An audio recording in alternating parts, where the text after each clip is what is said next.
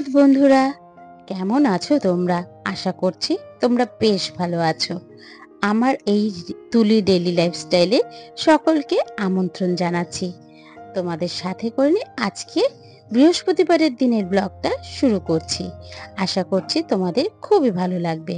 আর তোমাদের কাছে রিকোয়েস্ট করব পুরো ভিডিওটা দেখার জন্য, যেন স্কিপ করে চলে যেও না।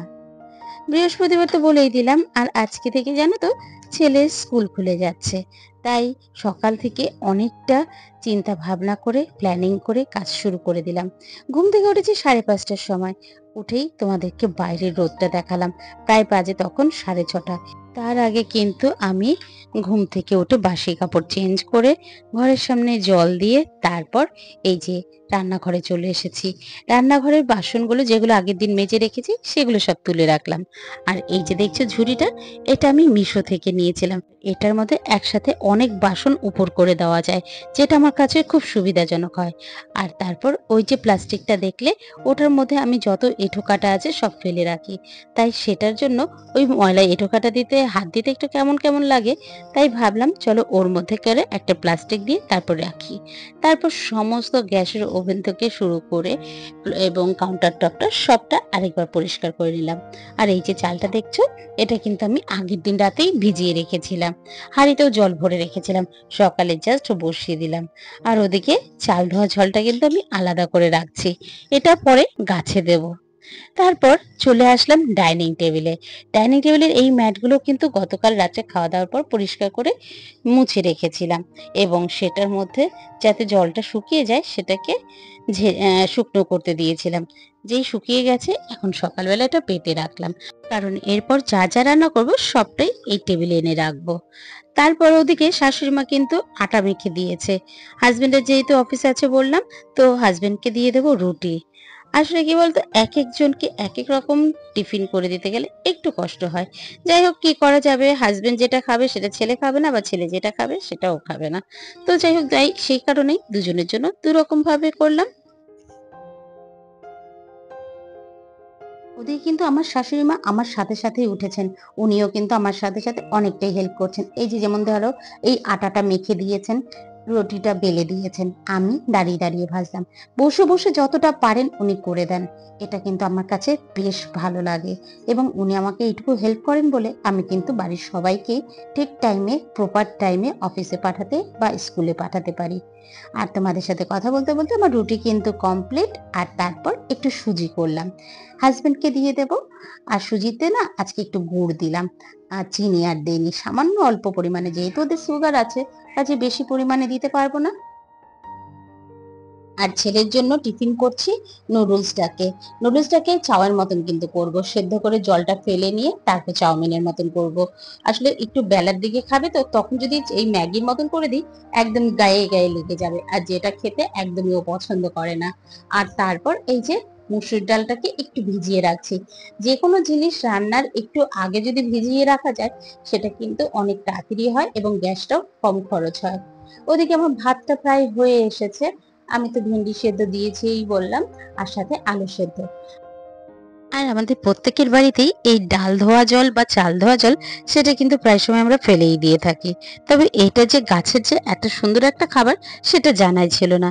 তো যাই হোক, সেইটা জলটা রেখে দিলাম, এটা পরে গাছে দিয়ে দেব। আর তারপর ওদিকে কিন্তু ম্যাগিটাও সেদ্ধ হয়ে গেছে, সেটা জলটাও কিন্তু আমি ফেলে দিলাম। আর তোমরা বুঝতেই পারলে আমি কিন্তু এখন যেটা করছি, হাজবেন্ডের জন্য রুটি আর সুজি টিফিন বেড়ে দিচ্ছি, সাথে কিন্তু আমারটাও প্যাক করে রাখবো। আর শাশুড়ি মার জন্য আলাদা করে গুছিয়ে রাখবো।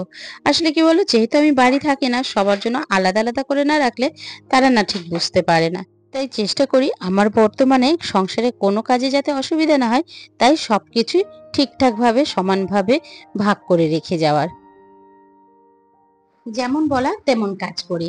এই যে বলেছিলাম চাল আর ডাল ধোয়া জলটা গাছের গোড়ে দেবো, যেটা গাছের খাবার হিসাবে কাজ করে। জানো তো, আমার গাছে না এখন খুব একটা ফুল ফুটছেই না। জানি না কেন, একদম না অপরাজিতা ফুটছে, না অন্য কোনো ফুল ফুটছে। মনটা খারাপ হয়ে যাচ্ছে। এদিকে গাছ কিন্তু অনেক, আর ওদিকে দেখলাম ভাত এবার হয়ে গেছে, ভাতটাকে উপর দিয়ে নিই। আর জানো তো, বিয়ের পর পর খুব একটা এইভাবে করে ভাতের ভারী উপর দিতে পারতাম না।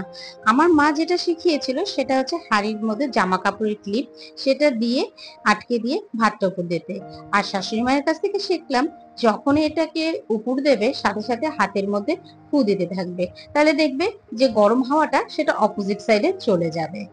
আর এইভাবে করে ঘরে বাইরে সমস্ত জায়গায় আমরা কিন্তু বড়দের থেকে অনেক কিছু শিখতে পারি। ইভেন ছোটদের কাছ থেকেও কিন্তু অনেক কিছু শেখার আছে। এই যে আমি ইউটিউবটা করছি, এখানে কিন্তু প্রতিনিয়ত আমি শিখছি। শিখতে শিখতে শিখতে শিখতে তবে কিন্তু আমি গ্রো করতে পারবো। যাই হোক, তোমাদের সাথে কথা বলতে বলতে হাজব্যান্ডকে কিন্তু ওদিকে চাও দিয়ে এসেছি, আর ছেলের জন্য এবার স্কুলে টিফিন করছি। তো টিফিনটা আমার মোটামুটি একদম রেডি। চলো টিফিনটাকে গুছিয়ে দিই। এই যে ম্যাগিটা করলাম শুধু কিন্তু এতে পেঁয়াজ দিয়েছি। তোমরা চাইলে হালকা করে কিছু সবজিও অ্যাড করতে পারো, গাজর বলো, ক্যাপসিকাম বলো, বিনস বলো, টমেটো বলো। তবে আজকে শুধু আমি প্লেনই করলাম। তারপর এই যে ভাতটা মেখে নিচ্ছি, এটা কিন্তু ছেলের জন্য মেখে নিলাম। ছেলেকে আজকে খাইয়ে দিতে হবে, ও বায়না ধরেছে, ওর স্কুলে যাবে, দেরি হয়ে যাবে, ও রেডি হতে থাকবে আর আমি এই পেছন পেছন ঘুরে ঘুরে খাওয়াচ্ছি। আর খালি বকছি বলে আমার দিকে তাকিয়ে তাকিয়ে দেখছে, বলে দাওই না, বাবা তো আমাকে থাকলে খাইয়ে দিত। সেই কারণে ওই যে ইমোশনাল করে বললো, লাস্ট অব দি বাধ্য হয়ে খাইয়ে দিলাম। যদিও এখন থেকে রেগুলারই ওর এই টাইমে স্কুল থাকবে। যাই হোক, খাইয়ে দাইয়ে এবার ওকে একটু এগিয়ে দিয়ে আসছি। টাটা, এবার টাকা বাই বল সবাইকে, সাবধানে যেও, এসে জল খাবে, গ্লুকন ডি করে রেখে যাবো। Tata tata. তোমরা হয়তো অনেকেই জানো আমি একটা ছোট্ট এনজিওতে চাকরি করি, যার ফলে সকাল 10টা থেকে আপ টু প্রায় 6টা পর্যন্ত আমি বাড়ি থাকি না। তো এই সময় আমার ছেলের যা যা ইচ্ছে হয় ও নিজেই একাই করতে থাকে। আর এই দেখো, গাছ থেকে টগর ফুলগুলো তুলে নিচ্ছি। আর ওই যে দেখেছিলে সকাল চাল ধোয়া জলটা রেখেছিলাম, সেটা নিচের গাছগুলোতে দিয়ে গেলাম, যাতে ফুলগুলো আরো ভালো মতন হয়। আর এই যে দেখছো আমার গোপু সোনা উঠে পড়েছে।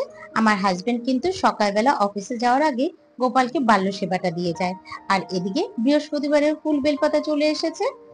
আর তারপর সবাই বেরিয়ে যাওয়ার পরে আগে বাসি বিছানাটাকে গুছিয়ে নিতে আসলাম। যদিও ছেলে বাড়ি থাকলে ও তো গুছাতোই, সেটা সবসময় তোমাদের ব্লগে আমি শেয়ার করি, কিন্তু এখন যখন ও বেরিয়ে গেছে আমিই করে নিলাম। এই যে আমার বিছানা গোছানো কমপ্লিট। কেমন লাগছে বন্ধুরা? আমার এই চাদরটা আমার সব থেকে প্রিয়, তাই এটাকে প্রায় সময়ই পাতা দেখতে পাচ্ছ।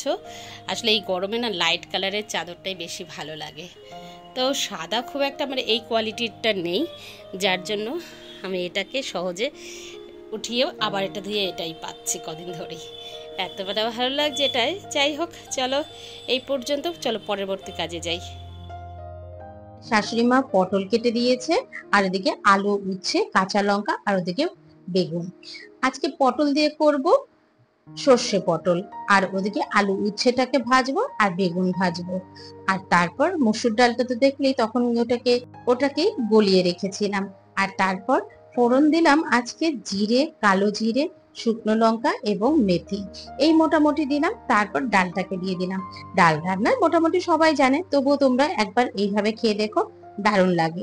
এর সাথে খাওয়ার সময় শুধু একটু পাতি লেবু নেবে, তাহলে কিন্তু বেশ ভালো লাগে।